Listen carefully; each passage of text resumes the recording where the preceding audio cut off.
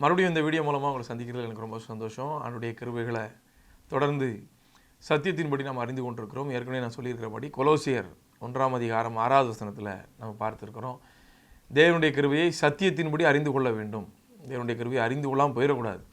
சத்தியத்தின்படி அறிந்து கொண்ட நாள் முதல் நாம் கேட்ட சுவிசேஷம் நமக்குள் பலன் தருகிறதா இருக்கிறது. அவனுடைய வார்த்தையை கேட்குறோம், வாழ்க்கையில் பலன் அனுபவிக்க முடியலையே அப்படின்னு நீங்கள் யோசிச்சிங்கன்னா, தேவனுடைய கிருபையை சத்தியத்தின்படி அறிந்து கொள்ளும் பொழுது அது நம்முடைய வாழ்க்கையில் மாற்றத்தை தருகிறது அப்படிங்கிற தலைப்பில் நம்ம நிறையா பார்த்துக்கிட்டே இருக்கிறோம். அதில் இன்றைக்கும் ஆண்டுடைய கிருபையை வேறொரு கோணத்தில் நம்ம கற்றுக்கொள்ள போகிறோம். அதில் ரொம்ப முக்கியமாக முதல்ல நான் எடுத்துருக்கிற வசனம் அப்போஸ்தலனாகிய பவுல் கொரிந்தியருக்கு எழுதிய 2வது நிருபம், அதாவது 2 கொரிந்தியர் 10ஆம் அதிகாரம் 3-4 வசனங்களை நான் வாசிக்கிறேன்.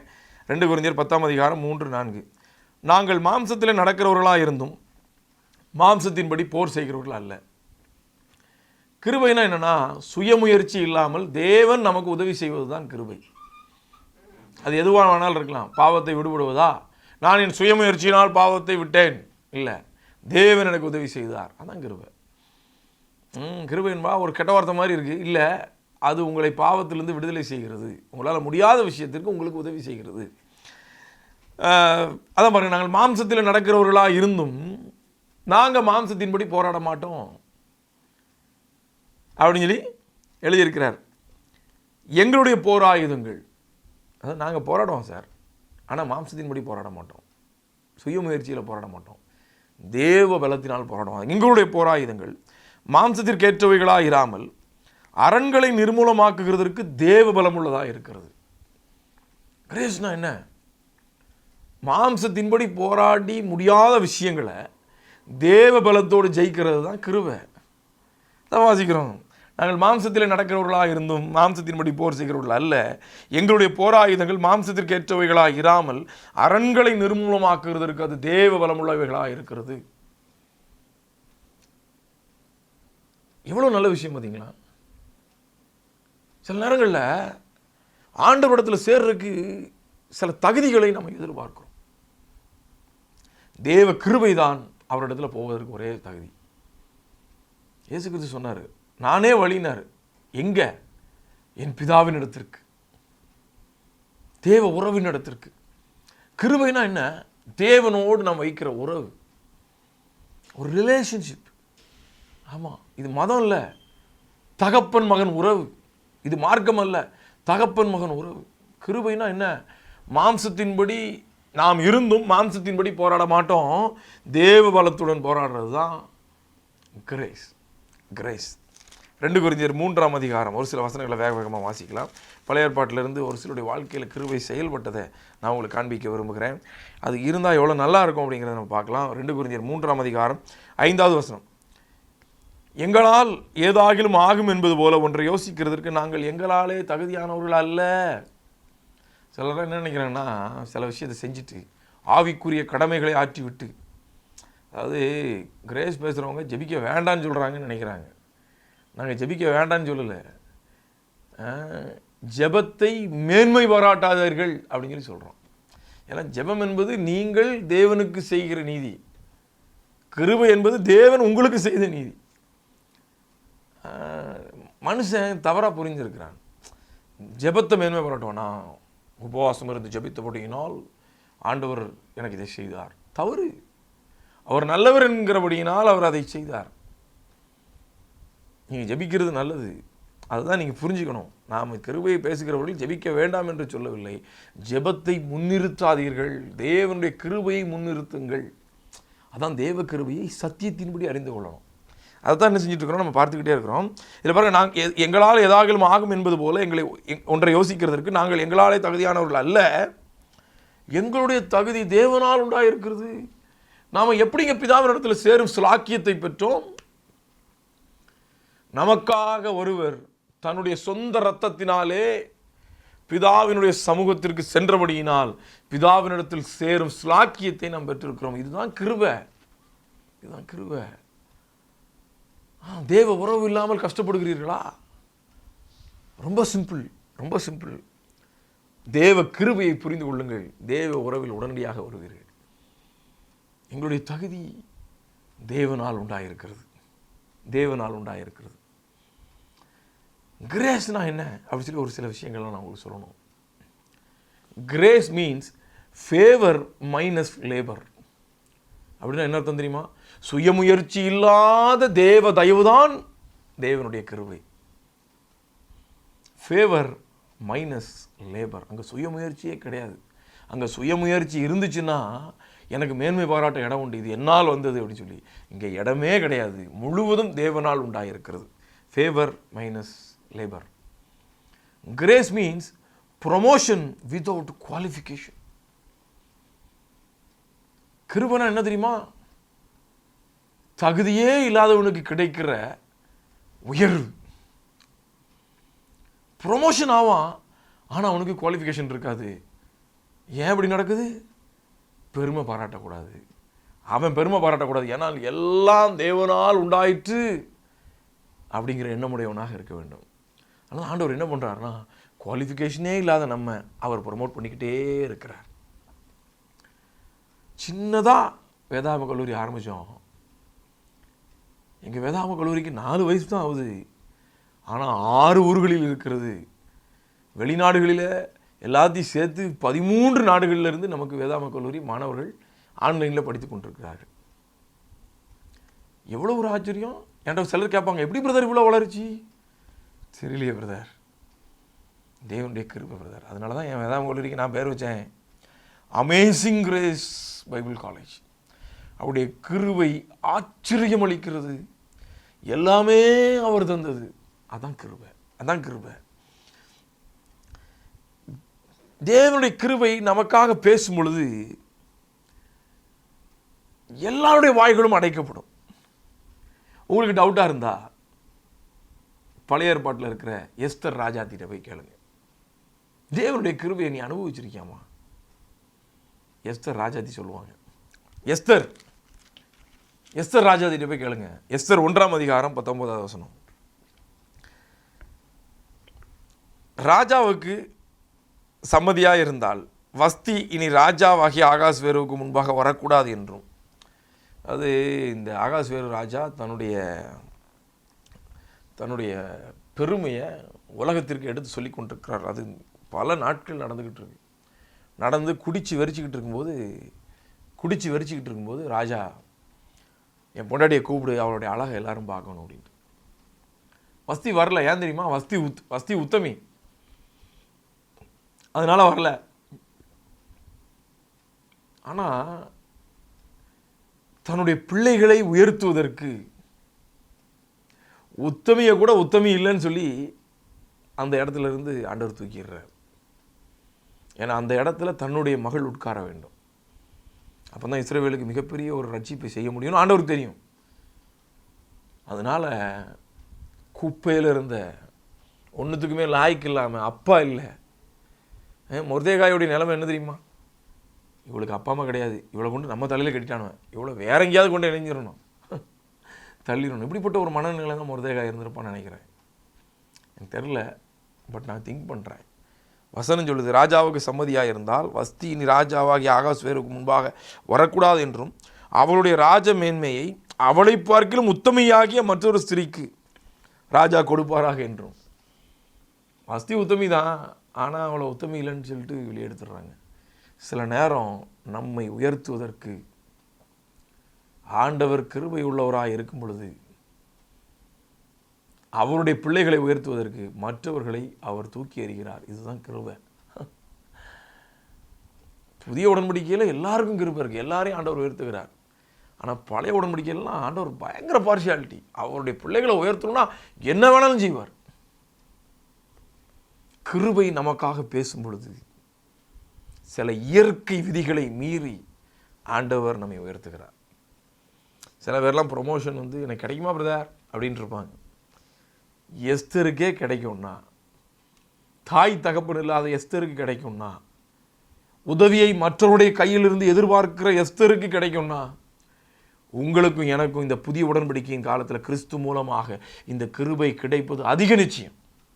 அதுதான் வேதாகமத்தில் நம்ம பார்த்துட்டு வரோம். எஸ்தர் 2ஆம் அதிகாரம் 15வது வசனம். எஸ்தர் 2ஆம் அதிகாரம் 15வது வசனம். மொர்தெகாய் தனக்கு குமாரத்தியாய் ஏற்றுக்கொண்டவளும் அவன் சிறிய தகப்பனுமாகிய அபியாயேலின் குமாரத்தியுமான எஸ்தர் ராஜாவின் இடத்தில் பிரவேசிக்கிறதற்கு முறை வந்த பொழுது அவள் ஸ்திரீகளை காவல் பண்ணுகிற ராஜாவின் பிரதானியாகிய ஏகாய் நியமித்த காரியமே அல்லாமல் வேறொன்றும் கேட்கவில்லை. எஸ்தருக்கு தன்னை காண்கிற எல்லார் கண்களிலும் தயை கிடைத்தது. அதாவது எஸ்தருக்கு அங்கே கொடுக்கப்பட்டது மட்டும்தான் அவள் கேட்டா. ஏன்னா அப்பா அம்மா இல்லைல்ல, அப்பா அம்மா இருந்திருந்தாங்கன்னா வேறு முயற்சியெல்லாம் பண்ணியிருப்பாங்க. இப்போ பீகாரா வடநாட்டில் உத்தரப்பிரதேசம் தெரியல, வடநாட்டில் ஒரு பசங்க 10th ஸ்டாண்டர்ட் பரீட்சை எழுதிட்டு இருக்கிறாங்க. பெற்றவங்க என்ன பண்ணாங்க தெரியுமா, அடுத்த லெவல் போயிட்டாங்க. அடுத்த லெவல் போய் 3வது மாடியில் இருக்கிற பையனுக்கு லாஃப்டில் நின்று ஜன்னல் வழியாக சொல்லிக் கொடுக்குறான். ஏன்னா தன்னுடைய பிள்ளை முன்னுக்கு வர வேண்டும் என்பதற்காக. எத்தனையோ பேருக்கு அவங்க அப்பா அம்மா இருந்திருப்பாங்க ஹெல்ப் பண்ணுறதுக்கு. ஆனால் எஸ்தருக்கு யாருமே இல்லை. எஸ்தருக்கு அந்த பிரதானி என்ன கொடுத்தானோ அது மட்டும்தான். அப்படின்னா மேக்கப்பில் கூட ஒன்றுமே இல்லை சார். ஆனால் தேவ கிருபை எஸ்தர் மேலே இருந்தபடியினால் அவள் எங்கே இருந்து எங்கே உயர்த்தப்பட்டாள் என்பதை புரிந்து கொள்ளுங்கள். கிருபையை புரிந்து கொண்டவனுக்கு நேச்சுரலாக எல்லாரும் போகிற ரூட்டில் சூப்பர் நேச்சுரலாக ஆண்டவர் தூக்கி வைக்கிற ரூட்டு. அதான் சொன்னேன், கிரேஸுங்கிறது சூப்பர் நேச்சுரல் அபிலிட்டி, நமக்காக வேலை செய்கிற ஆச்சரியமான கிருபை. எஸ்தர்கிட்ட போய் கேளுங்க, கிரேஸ்னா உங்களுக்கு என்னன்னு தெரியுமா? அவங்க சொல்லுவாங்க, என் வாழ்க்கையே கிரேஸ் தானப்பா, கிருபை தான் என்னை இங்கே வந்து உட்கார வச்சிருக்கு. கிருபையை பற்றி தாவீதுகிட்ட போய் கேளுங்க. கிருபைனா என்னன்னு தெரியுமா தாவீது? கிருபைனா என்ன தெரியுமா? சாமுவேலுக்கு ஆண்டுடைய வார்த்தை வருது, ஈசாயினுடைய வீட்டில் நான் ஒருத்தனை ராஜாவாக அபிஷேகம் பண்ண போகிறேன். சாமுவேல் தைல கொம்பை எடுத்துக்கிட்டு நேராக ஈசாய் வீட்டுக்கு போகிறார். போய் ஈசாயிட்ட போய் உன் மகனில் ஒருத்தனை ஆண்டவர் ராஜாவாக அபிஷேகம் பண்ண சொல்லியிருக்கிறார், எல்லாரையும் வர சொல். ஈசாய் ஒவ்வொருத்தனையாக கொண்டு போய் நிறுத்துகிறான். தாவீதினுடைய நிலைமையை சொல்லும்போது என் கண்களில் கண்ணீர் வருது. அது இந்த கோணத்தில் எத்தனை பேர் வாசிங்கன்னு எனக்கு தெரியல. 7 பிள்ளைகளை நிறுத்தினவன் அவனுக்கு ஒரு பிள்ளை இருக்கிறதே மறந்துட்டான் சார். அப்பாவால் மறக்கப்பட்டவன் தாவீது. இவெல்லாம் வேலைக்கு ஆக மாட்டான் சார், இவெல்லாம் அதுக்கு சரிப்பட்டு வர மாட்டான் சார். சாமுவேல் கேட்குறாரு, உன் பிள்ளைங்க இவ்வளோதானா? இந்த நிலைமை யோசிச்சு பாருங்க. இன்னைக்கு இதை கேட்டுக்கொண்டிருக்கிற யாருக்காவது இப்படி ஒரு நிலைமை இருந்தா நான் உங்களுக்கு சொல்கிறேன், ஆண்டோடைய கிருபை உங்களை தேடி வருகிறது, உங்களை உயர்த்துவதற்காக. என்னை உயர்த்துவதற்கு யாருமே இல்லை நீங்கள் நினைக்கிறீங்களா? என் ஆண்டவர் இருக்கிறார், அவருடைய கிருபை இருக்கிறது. யாராலையும் மதிக்கப்படாத காட்டுக்குள்ள ஆடு மேய்ச்சிக்கிட்டு இருந்தான் பாருங்க. அவன் ஊருக்குள்ளே கூட ஆடு மேய்க்கலைங்க, கரடி சிங்கம் வர்ற இடத்துல நின்று ஆடு மேய்ச்சிக்கிட்டு இருக்கான். உன் பையங்க இவ்வளோதானா? ஆமாம். நல்லா யோசிச்சு சொல்லுப்பா. ஆமாம்மா, இன்னொருத்தர் இருக்கான், அவன் காட்டில் இருக்கான், அவன் டம்மி பிசாச்ச, அவனுக்கு ஒன்றும் தெரியாத. சாமுவேல் சொன்னார், அவன் வர்ற வரைக்கும் நான் சாப்பிட மாட்டேன்.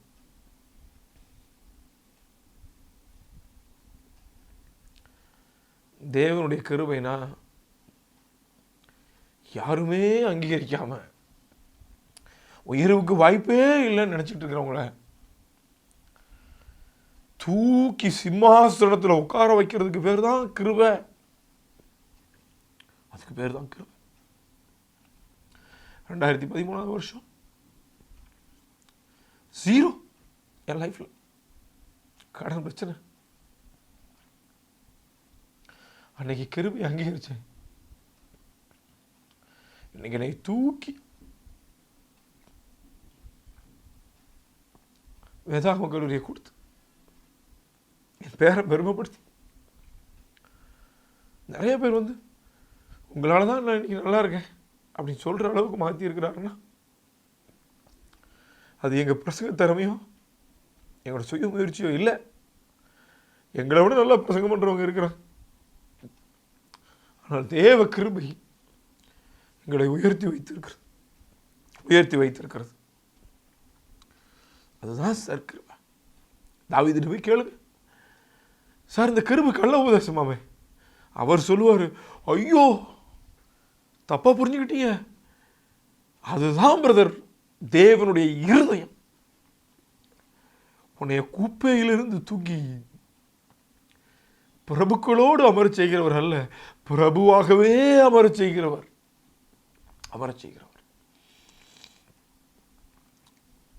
ஒன்று சமையல்ல போய் வாசிங்க, தேவனுடைய கிருபை எப்படி இருக்கு. ஒரு மனிதனுடைய வாழ்க்கையில் தேவ கிருபை இருந்துச்சுன்னா அவன் எப்படி மேலே வருவான் அப்படிங்கிறது பாரு. அதுக்கப்புறம் சொல்லுங்க, எனக்கு உயர்வு வேண்டாம் ஆண்டவரே, எனக்கு கிருபை வேண்டாம். தேவனுடைய கிருபை ஒருவனை உயர்த்துகிறது. போய் தாவீது கிட்ட கேட்ட மாதிரி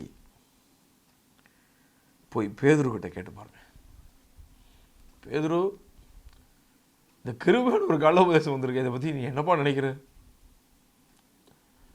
அப்போ பேதுரு சொல்லுவான், உங்க எல்லாருக்கும் தெரியுமா, யூத முறைமையில் ஆதியாகவும் யாத்திராகவும் லேவியராகவும் என்னாகவும் ஆகும் இந்த நியாயப்பிரமாண புஸ்தகங்களை மனப்பாடமாக அறிந்திருக்க வேண்டும். இப்படி மனப்பாடமாக அறியாதவர்களை, இது புரியாதவர்களை நீ வேலைக்கு ஆக மாட்டேன்னு சொல்லி அவங்க அப்பா தொழிலுக்கு அனுப்பிடுவாங்க.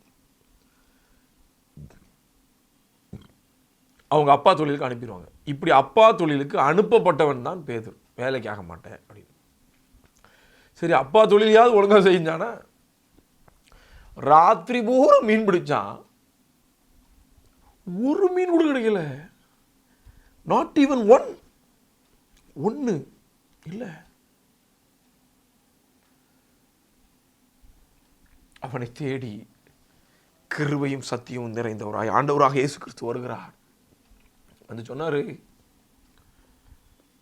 உனக்கு மீன் கூட பிடிக்க தெரியாதுன்னு நினைச்சல, நான் உன்னை மனுஷர்களை பிடிக்கிறவனாக்குவேன். சிலர் இதை உட்காந்து கேட்டுக்கிட்டு இருக்கீங்க, எல்லாம் போச்சு, இனி என்னுடைய வாழ்க்கையில் விடிவு காலம் இருக்கிறதா? ஆண்டவர் உங்களை அழைக்கிறார். அவர் சொல்றாரு, உன்னையத்தான் நான் முதன்மையான ஆளாக உருவாக்க போகிறேன். எனக்கு தெரியும், இதை கேட்டுட்டு இருக்கிறேன், யாருக்கிட்டையும் ஆண்டவர் பேசி கொண்டிருக்கிறார், யாருக்கிட்டையும் ஆண்டவர் பேசுகிறார். இல்லைனா டிவி ப்ரோக்ராமில் கேமரா முன்னாடி இவ்வளோ எமோஷனாக பேச வேண்டிய அவசியம் இல்லை. யாரையோ ஒருத்தர் ஆண்டவர் தொட்டு கொண்டிருக்கிறார். நீங்கள் இந்த நிலைமையில் இருக்கிறீங்க. ஆண்டவர் சொல்கிறாரு, நான் உன்னை மனுஷனை பிடிக்கிறவங்களா மாற்றுவேன். லூக்கா 5வது அதிகாரம் 8-11 வரைக்கும் வாசிங்கன்னா இந்த சம்பவங்கள் இருக்கிறது. ஆண்டுடைய காலில் விழுந்துடுறான், ஐயா ஒரு மீன் பிடிக்க வக்கு இல்லாதவன் ஐயா, இந்த மாதிரி ஆளுகிட்ட இப்படி ஆசீர்வாதத்தை கொடுக்கிறவர் நிற்கக்கூடாது. நான் பாவியான மனுஷன், என்னை விட்டு போயிருங்க, நான் நல்லவன் கிடையாது ஐயா. ஆண்டவர் சொன்னார், நீ நல்லவனான்னு பார்த்து உங்ககிட்ட வர்றதுக்கு நான் மற்ற கடவுள் மாதிரி கிடையாதுடா, நான் ஜீசஸ். ரோமர் 5ஆம் அதிகாரம் 8வது வசனம். கிருபை எப்படி தாங்க படிக்கணும்? ரோமர் 5ஆம் அதிகாரம் 8வது வசனம். நிறைய பேருக்கு ஆண்டவருடைய கேரக்டர் புரியலை.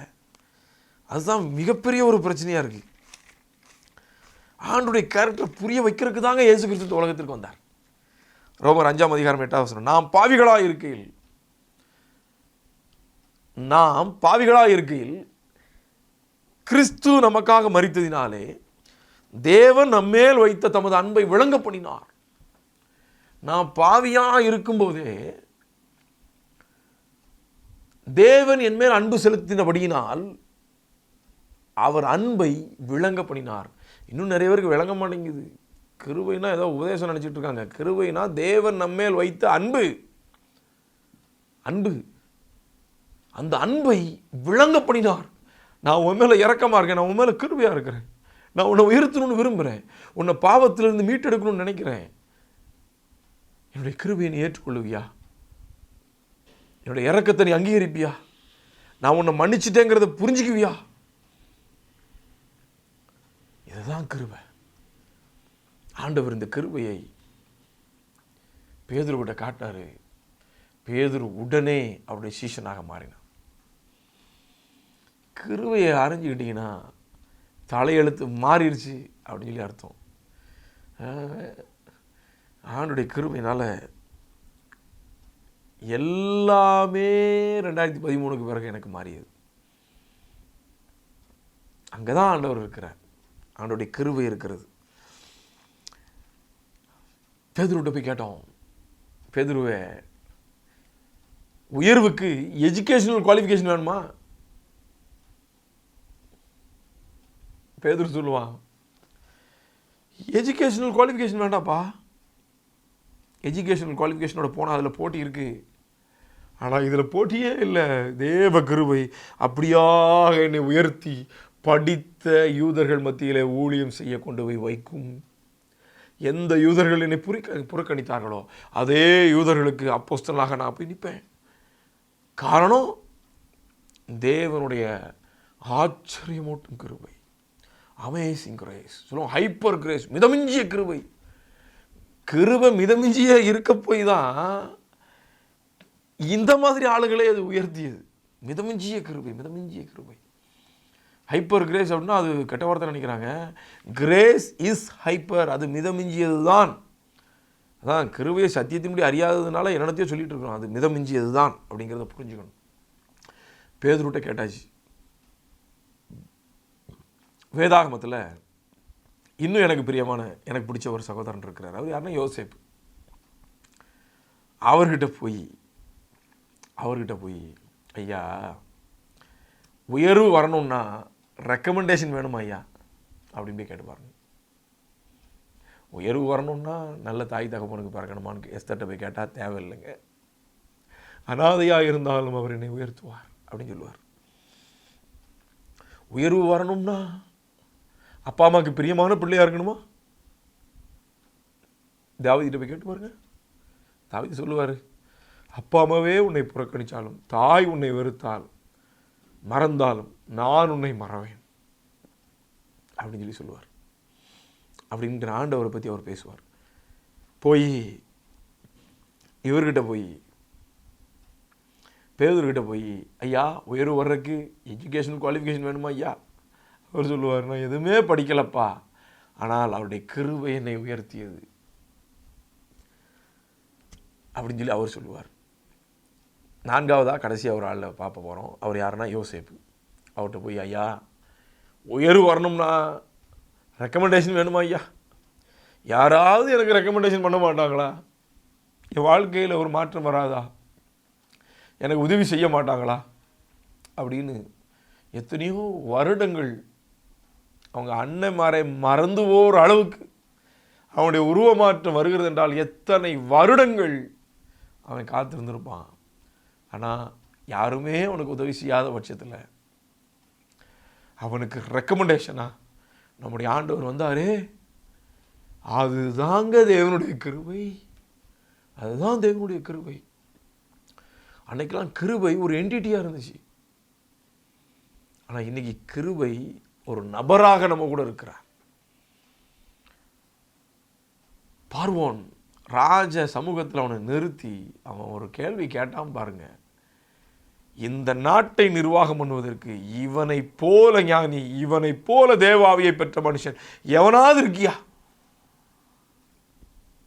எவனாவது இருக்கியா? ஒருத்தருமே இல்லை. யாருமே உனக்கு ரெக்கமெண்டேஷன் பண்ணலனா ராஜாவே நமக்கு ரெக்கமெண்டேஷன் பண்ற அளவுக்கு ஆண்டவர் நம்மை உயர்த்த முடியும். இதுதான் தேவனுடைய கிருபை. இதுதான் தேவனுடைய கிருபை.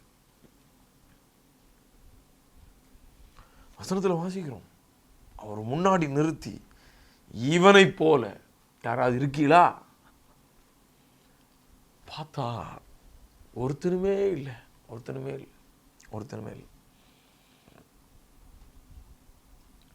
தேவனுடைய கிருபை என்பது ஒரு நபர்.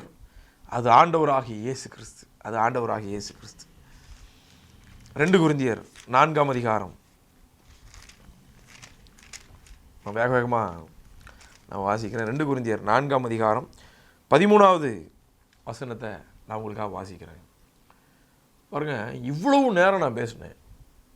தேவனுடைய கிருபை, தேவனுடைய கிருபை, தேவனுடைய கிருபை, தேவனுடைய கிருபை நமக்காக பேசும் பொழுது நாங்கள் எங்களாலே தகுதியானவர்கள் அல்ல, எங்களுடைய தகுதி தேவனால் உண்டாயிருக்கிறது. 2 கொரிந்தியர் அந்த வசனங்கள்லாம் வாசிச்சோம். என்ன வாசிச்சோம்? நாங்கள் மாம்சத்தின்படி நடக்கிறவர்களாக இருந்தும் மாம்சத்தின்படி போர் செய்கிறவர்கள் அல்ல. நேச்சுரல் வேலை போகிறவங்க நாங்கள் அல்ல. எங்களுடைய வழி சூப்பர் நேச்சுரல் வே. சில நேரங்கள் ஆண்டவர்கிட்ட நான் கேட்பேன், ஆண்டவரே இது உங்களுக்கே நியாயமாக இருக்கா? இந்த தேவ ஜனங்களை எகிப்திலிருந்து வெளியே கூட்டிகிட்டு வந்து பாலும் தேனும் ஓடுகிற தேசமாக அவன் உருவாக்கி வச்சிருக்கிறான். அதை அசால்ட்டை போய் பிடிங்கிட்டு நீ போய் உட்காந்துக்கன்னு சொல்கிறீங்களே, என்ன ஆண்டவரே நியாயமாக இருக்கான்னு சொல்லி நான் ஆண்டவர்கிட்ட ஒரு நாள் கேட்குறேன். அதுக்கப்புறம் தான் எனக்கு புரிஞ்சுது, ஆண்டவர் தன்னுடைய பிள்ளைகளை உயர்த்துவதற்கு என்ன வேணாலும் செய்வார். சரிங்களா? நீங்கள் நல்லா புரிஞ்சுங்களேன். ஒருவேளை நம்ம பிள்ளைங்களுக்கு ஒரு ப்ரொமோஷன் வேணும், ஒரு காலேஜில் சீட்டு வேணும்னு சொன்னால் எப்படியாவது வாங்கி கொடுக்கணும்னு ஒரு அப்பா துடிக்கிறது இல்லை? அந்த மாதிரி என் பிள்ளைகளுக்கு என்றால் ஆண்டவர் எதையும் செய்கிறார். பழைய உடன்படிக்கையில் இப்படி, ஆனால் புதிய உடன்படிக்கையில் தேவனுடைய கிருபை தத்ரூபமாக நமக்கு உதவி செய்கிறது. ஏன்னா அப்போ இயேசு கிறிஸ்துவனுடைய நிழல் இருந்தது, கிருபையினுடைய நிழல். ஆனால் இப்போ கிருபையினுடைய நிஜம் நம்மோடு கூட இருக்கிறது. ஒன்றும் இல்லைங்க, இந்த தேவனுடைய கிருபையை நாம் அறிந்து கொள்ளும் பொழுது இதை விசுவாசிக்கிறோம். விசுவாசிக்கும் பொழுது நிறைய விஷயங்களை நம்ம பேசுவோம் நம்பிக்கையாக.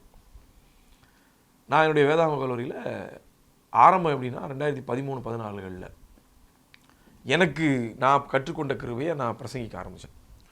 அப்போ தான் உங்களுக்கு தெரியும் இல்லையா, கிருபை பேசினா அப்படின்னா பல பேர் ஸ்டேஜே கொடுக்க மாட்டாங்களே. இவன் கிருபை பேசுகிறான், ஜாகிரதையாக இருக்கணும். எனக்கு ஸ்டேஜ் கொடுக்காதவங்களாம் எனக்கு கீழே போயிட்டாங்க. இன்றைக்கி ஆண்டவர் என்னை உயர்த்திருக்கிறார். நான் என்னுடைய பெருமைக்காக சொல்லலை, கிருபை இப்படி தான் ஒருத்தனை உயர்த்தும். கிருபையை குறித்து கற்றுக்கொண்ட உடனே நான் சொல்லிக் கொடுக்க ஆரம்பிக்கிறேன். சின்ன சின்னதாக வீட்டு கூட்டம் 2 பேருக்கு 4 பேருக்கு அப்படி சொல்லிக் கொடுக்குறேன். அப்போ சொல்லுவேன், நம்முடைய வேதாகம கல்லூரி உலகம் எங்கும் இருக்கும், பெருசாக வளரும். ஏன்னா நாம் சுயமுயற்சியை நம்புகிறவர்கள் அல்ல. எங்களுடைய போராயுதங்கள் மாம்சத்திற்குரியவைகளாயிராமல் அரண்களை நிர்மூலமாக்குகிறதுக்கு தேவ பலம் உள்ளதாக இருக்கிறது. நாம் எதை பேசினாலும் தேவ பலனை குறித்து தான் பேசுவோம். உலகம் முழுக்க நம்முடைய வேதாகம கல்லூரி இருக்க போகுதுன்னு அந்த 2 பேரை ஒருத்தனை பார்ப்பான், என்னடா அது நாமளே வருவோமான்னு தெரியாது, இந்த ஆள் எவ்வளோ ஓவராக பேசுகிறான் பாரு அப்படின்னு நினைப்பாங்க. இப்போ என்கிட்ட பிரதர் பனி பெய்யுது பிரதர், பார்த்து பிரதர் சளி பிடிச்சிட போதுன்னாங்கன்னா எனக்கு சளி பிடிக்காதுன்னு சொல்லுவேன். ஏன்ட்ட பிரதர் நல்லா படிக்க சொல்லுங்கள் பிரதர், பிள்ளையோட எதிர்காலம் படிப்பில் தான் இருக்குன்னு சொன்னால் நான் சொல்லுவேன், படிப்பில் பிள்ளையோட எதிர்காலம் இல்லை, அது தேவ வார்த்தைகள் இருக்கிறதுன்னு சொல்லுவேன் தைரியமாக. டக்குன்னு பேசுவேன். பிரதர் என்ன பிரதர் கொரோனா காலத்தில் நீங்கள் பாட்டுக்கு வெளியே சுற்றிட்டு இருக்கிறீங்க, பார்த்து பிரதர் மாஸ்க் போடுங்க, சானிடைசர் போடுங்க, அதை பண்ணுங்க இதை பண்ணுங்கன்னு சொன்னால் நான் சொல்லுவேன் எனக்கு கொரோனா வராதுமே. இதெல்லாம் பார்த்த உடனே சிலர் நினைக்கிறாங்க பெருமையை பாரு, உலகம் பூரா பைபிள் காலேஜ் வளருமாம்ல, நினப்பு தான், வியாதி வராதாம்ல, சளி பிடிக்காதாம்ல, திமிர் இருந்தால் தானே இப்படி பேசுவோன்னு நினைப்பாங்க. நாங்கள் திமிரில் பேசலை. வசனம் சொல்லுது, இந்த வசனத்தில் பாருங்கள், விசுவாசித்தேன் 2 கொரிந்தியர் 4:13 விசுவாசித்தேன் ஆகையால் பேசினேன் என்று எழுதியிருக்கிறபடி நாங்களும் அந்த விசுவாசத்தின் ஆவியை உடையவர்களாயிருந்து விசுவாசிக்கிறபடியால் பேசுகிறோம். எப்படி சார் எங்களுக்கு இவ்வளோ தைரியம் வந்துச்சு இப்படி பேசுகிறோம்? தேவ கிருபையை விசுவாசிக்கிறோம், அது எங்களை விடாது, எங்களை உயர்த்தும். விசுவாசிக்கிறபடியால் நாங்கள் பேசுகிறோம். எங்களுடைய போராட்டம் மாம்சத்தின்படி இருக்காது, அப்படி அதிகாரத்தின்படி இருக்கும். தேவன் எங்கள் பட்சத்தில் இருந்தால், நம் பட்சத்தில் இருந்தால் நமக்கு விரோதமாய் நிற்பவன் யார்? தேவ கிருபை என்னோடு இருக்கும் பொழுது நாங்கள் என்னெல்லாம் விசுவாசிக்கிறோமோ அதைத்தான் பேசுவோம். எதையெல்லாம் நாங்கள் அதிகாரத்தோடு பேசுகிறோமோ அதை அனைத்தையும் நாங்கள் பெற்றுக்கொள்கிறோம். பெரிய ஊழியம் பண்ணணுமா, நான் பெரிய ஊழியம் பண்ண போகிறேன்னு சொல்லி பேசுங்க. பாவமே என்னை மேற்கொள்ளாதுன்னு சொல்லி பேசுங்க. நம்மளுக்கு பேசுவாங்க, பாவம் வாசற்படியில் படுத்திருக்கும். இல்லை, இதோ வாசற்படியில் என்று கதவை தட்டுகிறேன். பாவம் என்னை மேற்கொள்ளாது, விசுவாசித்தேன், ஆகையால் பேசினேன். வியாதி என்னை மேற்கொள்ளாது, விசுவாசித்தேன், ஆகையால் பேசினேன். இது ஜீவன். நான் மரணத்திற்கு நீங்களாகி ஜீவனுக்கு உட்பட்டிருக்கிறேன். அல்லேலூயா, அல்லேலூயா. நாங்கள் மாம்சத்தின்படி நடக்கிறவர்களாக இருந்தோம், மாம்சத்தின்படி போர் செய்கிறவர்கள் அல்ல. எங்களுடைய போராயுதங்கள் அரண்களை நிர்மூலமாக்குவதற்கு தேவ பலமுள்ளதாக இருக்கிறது. அதுதான் ஆண்டவருடைய கிருபை. கண்களை மூடி நாம் ஜெபிப்போம். உங்களுக்காக நான் ஜெபிக்க விரும்புகிறேன். நியாயப்பிரமாணத்தை கொடுத்த மோசே, அவன் எழுதியிருக்கிறான், நியாயப்பிரமாணத்தை கொடுத்த மோசே இப்படி எழுதியிருக்கிறார், உங்களுடைய கிருபையை எனக்கு காட்டுங்க ஆண்டவரே. நியாயப்பிரமாணத்தை கொடுத்தவனே அந்த பிரமாணத்தில் ஃபெயில் ஆகிட்டு, உங்களுடைய கிருபையினால் எனக்கு உதவி செய்யுங்கன்னு கேட்டால் பார்த்தீங்களா? ஏன்னா பிரமாணத்தில் ஃபெயிலியர் இருக்குது, கிரேஸில் விக்ட்ரி இருக்குது. இயேசுவின் நாமத்தினால இந்த தேவ கிருபையை நீங்கள் அனுபவிக்கும்படியாக உங்கள் மேலே அந்த கிருபையை நான் பேசுகிறேன். இயேசுவின் நாமத்தினால இந்த கிருபையை நீங்கள் அனுபவிப்பதன் மூலமாக நீங்கள் எந்த சூழ்நிலைகளில் இருந்தாலும் சரி, எஸ்தருடைய சூழ்நிலையோ, தாவீதினுடைய சூழ்நிலையோ, பேதுருனுடைய சூழ்நிலையோ, யோசேப்பினுடைய சூழ்நிலையோ, எந்த சூழ்நிலையில் இருந்தாலும் சரி, இவங்க சூழ்நிலையில் இதை விட என்னுடைய சூழ்நிலை மோசமாக இருக்குன்னு சொல்லி நீங்கள் யோசித்தாலும் சரி, தேவ கிருபை இப்பொழுது உங்களை சந்திக்கிறது. தேவ கிருபை உங்களை சந்திக்கும் பொழுது இனி நீங்கள் அல்ல, உங்களுக்காக அவருடைய வார்த்தை, அவருடைய கிருபை வேலை செய்கிறது. இயேசுவின் நாமத்தில் நீங்கள் கேட்ட வார்த்தைகள் உங்களுக்கு பலன் கொடுக்கும்படியாக, பலனளிக்கும்படியாக நான் வாழ்த்தி ஆசீர்வதிக்கிறேன். நீங்கள் கேட்ட வார்த்தைகள் 30, 60, 100 கனி கொடுப்பதா, கொடாகொடியாய் பெருகும்படியாக, சந்தோஷம், சமாதானம், செழிப்பு, கிருபைகளும் உங்களை ஆளுகை செய்யும்படியாக இயேசுவின் நாமத்தில் ஜெபிக்கிறேன் பிதாவே. ஆமேன், ஆமேன், ஆமேன். தேங்க்யூ.